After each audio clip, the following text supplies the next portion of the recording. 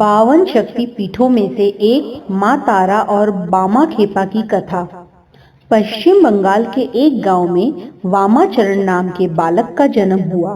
बालक के जन्म के कुछ समय बाद उसके पिता का देहांत हो गया। माता भी गरीब थी, इसीलिए बच्चों के पालन पोषण की समस्या आई। उन्हें मामा के पास भेज दिया गया। मामा तारापीठ के पास के गांव में रहते थे। जैसा कि आमतौर पर अनाथ बच्चों के साथ होता है, दोनों बच्चों के साथ बहुत अच्छा व्यवहार नहीं हुआ।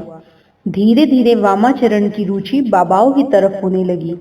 गांव के मशान में आने वाले बाबाओं की संगत में रहते रहते वामाचरण में भी देवी के प्रति रुझान बढ़ने लगा। अब वह तारा माई को बड़ी माँ कहते और अपनी माँ को छोटी माँ। बाबा चरण कभी शमशान में जलती चिता के पास जाकर बैठ जाता, कभी यूं ही हवा में बातें करता रहता। ऐसे ही वह युवावस्था तक पहुंच गया। उसकी हरकतों की वजह से उसका नाम बामा चरण से वामा खेपा पड़ चुका था। खेपा का मतलब होता है पागल, यानी गांव वाले उसको आधा पागल समझते थे। उसके नाम के साथ उन्होंने पागल उपनाम जोड़ दिया था। वे यह नहीं जानते थे कि वस्तुत्व कितनी उच्च कोटि का महामानव उनके साथ है। वह भाद्रपद मास की शुक्ल पक्ष की तृतीया तिथि की मंगलवार का दिन था। भगवती तारा की सिद्धि का परम सिद्ध मुहूर्त। रात का समय था। बामा खेपा जलती हुई चिता के बगल में शमशान में बैठा हुआ था। तभी नीले आकाश से ज्योति फूट पड़ी और चारों तरफ प्रकाश ही प्रकाश फैल गया। उसी प्रकाश में वामाचरण को माँ तारा के दर्शन हुए। कमर में बाघ की खाल पहने हुए, एक हाथ में कैंची लिए, एक हाथ में खोपड़ी लिए, एक हाथ में नीले कमल का पुष्प लिए, एक हाथ में खड़क लिए हुए, महावर लगे सुंदर पैरों में पायल पहने हुए, खुले हुए कमर तक बिखरे केश से युक्त परम ब्रह्मांड की स्वामिनी सौंदर्य से की प्रतिमूर्ति, नील वर्णी मंद मंद मुस्काती माँ तारा वामा खेपा के सामने खड़ी थी। वामा खेपा उस भव्य और सुंदर देवी को देखकर खुशी से भर गए। माता ने उसके सर पर हाथ फेरा और वामा खेपा वही समाधिस्थ हो गए। 3 दिन और 3 रात उसी समाधि की अवस्था में वे शमशान में रहे। 3 दिन के बाद उन्हें होश आया और होश आते ही वह माँ माँ चिल्लाते हुए इधर उधर दौड़ने लगे। अब गांव वालों को पूरा यकीन हो गया कि बामा पूरा पागल हो गया है। बामा की यह स्थिति महीने भर रही। कुछ दिन बाद वहां की रानी जी को सपने में भगवती तारा के दर्शन दिए और निर्देश दिया कि स्मशान के पास मेरे लिए मंदिर का निर्माण करो और बामा को पुजारी बनाओ। अगले दिन से मंदिर निर्माण का कार्य प्रारंभ हो गया। कुछ ही दिनों में मंदिर बनकर तैयार हो गया और बामा को मंदिर का पुजारी बना दिया गया। बामा बेहद खुश हो गए क्योंकि उनकी बड़ी माँ अब उनके साथ थी। रानी के द्वारा बनाया मंदिर अर्थात मोटे चढ़ावे की संभावना। अब ऐसे मंदिर में एक आधे पागल को पुजारी बनाना बहुत से पंडों को रास नहीं आया। वे बामा खेपा को निपटाने का मार्ग खोजते रहते थे। बामा खेपा की हरकतें अजीब अजीब हुआ करती थी। कई बार वह दिन भर पूजा करता, कई बार 2-2, 3-3 दिन तक पूजा ही नहीं करता। कभी देवी को माला पहनाता, कभी खुद पहन लेता। इनमें से कोई भी प्रकर्म पंडों के हिसाब से शास्त्रीय पूजन विधि से मैच नहीं खाता था। यह बात उनको खटक रही थी। फिर एक दिन ऐसा हुआ कि प्रसाद बना और प्रसाद बनने के बाद जब मंदिर में पहुंचा तो देवी को भोग लगाने से पहले वामाचरण के मन में विचार आया कि इसे चक्कर देख लो, यह माता के खाने के लायक है भी कि नहीं। बस फिर क्या था, उन्होंने प्रसाद की थाली में हाथ डाला और चखने के लिए अपने मुंह में डाल दिया। चखने के बाद जब सही लगा तो बाकी प्रसाद उन्होंने माई को अर्पित कर दिया। इतना बड़ा अवसर पंडित कहाँ छोड़ते। उन्होंने बवाल मचा दिया कि देवी के प्रसाद को बामा ने खा लिया है, उसे झूठा कर दिया है, झूठा प्रसाद देवी को चढ़ा दिया है। अब देवी रुष्ट हो जाएगी, उसका प्रकोप सारे गांव को झेलना पड़ेगा। उसके बाद भीड़ तंत्र का बोलबाला हुआ और गांव वालों ने मिलकर पंडों के साथ वामाचरण की कसकर पिटाई कर दी। उसे शमशान में ले जाकर फेंक दिया। मंदिर पर पंडों का कब्जा हो गया। उन्होंने शुद्धिकरण और तमाम प्रक्रियाएं की। उस दिन पूजन पंडों के अनुसार संपन्न हुआ। उधर बामा खेपा को होश आया तो वह माई पर गुस्सा हो गया।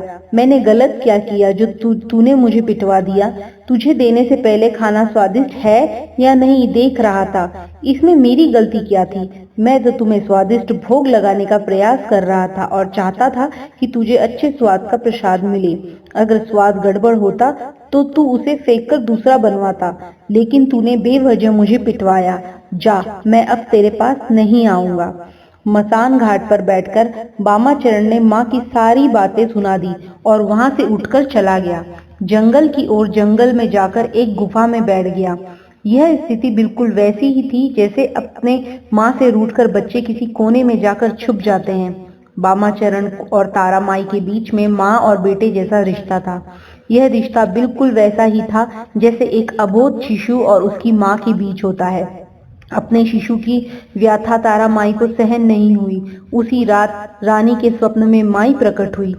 क्रोधित माई ने रानी को फटकार लगाई, तेरे पंडों ने मेरे पुत्र की बुरी तरह से मारा है। मैं तेरा मंदिर छोड़कर जा रही हूँ।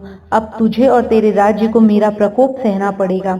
अगर उससे बचना चाहती है तो कल के कल मेरे पुत्र को वापस लाकर मंदिर में पूजा का भार सौंप, वरना प्रतिफल भुगतने के लिए तैयार रह।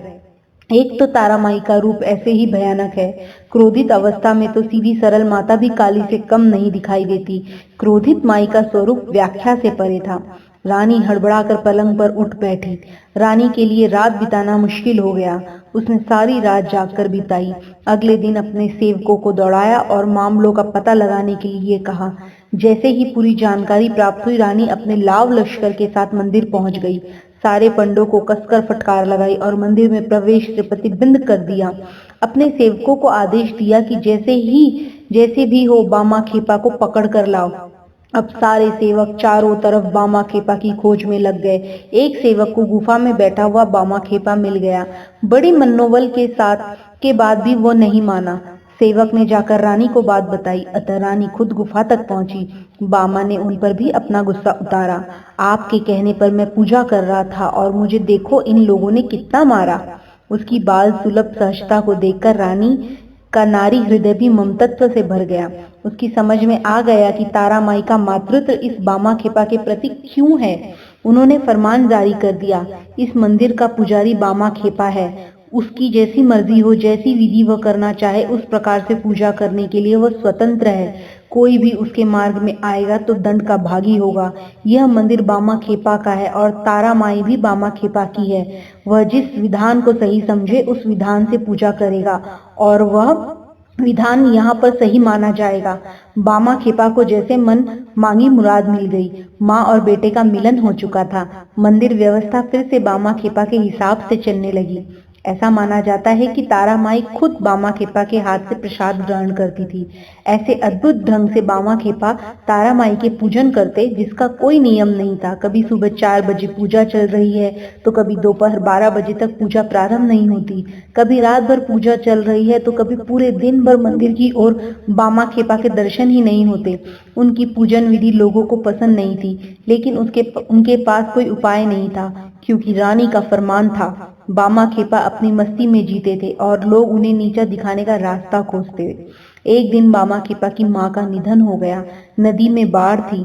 नदी के उस पार गांव था। बामा जिद पर अड़ गए, छोटी माँ का दाह संस्कार बड़ी माँ के पास वाले शमशान में किया जाए। गांव वाले बाढ़ वाली नदी को पार करने में जान का खतरा है यह जानते थे, लेकिन बामा को समझाना किसी के बस की बात नहीं थी। नाव वाले से बाबा ने देह को नदी के पार पहुंचाने की बात की। नाव वाले ने साफ इनकार कर दिया। बाबा ने नाव देने के लिए कहा। नाव वाला हाथ जोड़कर बोला, बाबा यही मेरे जीवन का सहारा है। अगर बाढ़ में यह बह गया तो मैं घर कैसे चलाऊंगा।